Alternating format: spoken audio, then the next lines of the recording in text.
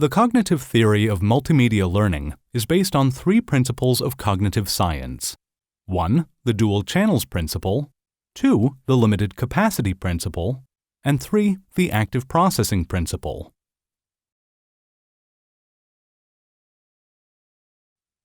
According to the dual channels principle, learners have separate channels for processing A. Visual and pictorial material, and B. Verbal and auditory material.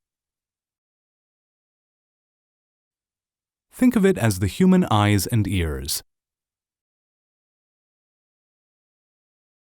With your eyes, you view text, images, and video. And with your ears, you listen to words and sounds. According to the limited capacity principle, a person's working memory has a limited capacity in terms of the amount of information it can retain at any one time.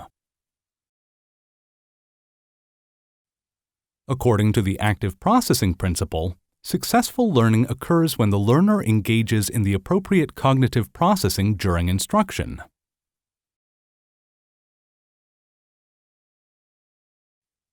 Appropriate cognitive processing includes attending to the relevant material, organizing the material into a coherent structure, and finally integrating new information with existing knowledge.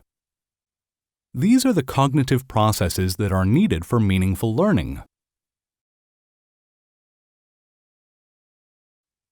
In addition to these three principles of cognitive science and multimedia learning, there are three stages of memory for the learner. Think about what happens during an e-lesson.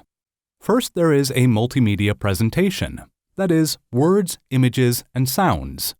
The sensory memory inputs this content through the eyes and ears, the dual channels. However, there is a limited capacity. The learner can only process a certain amount of information in their working memory. They must choose only the important or relevant information from the content before them. They must then try to make sense of that information by linking it with the knowledge that's already in their long-term memory.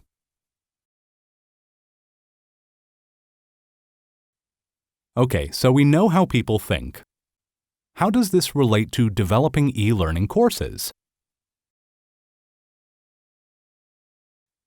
For information on how to create effective e-learning content based on the cognitive theory of multimedia learning, see the video How to Design Effective E-Lessons.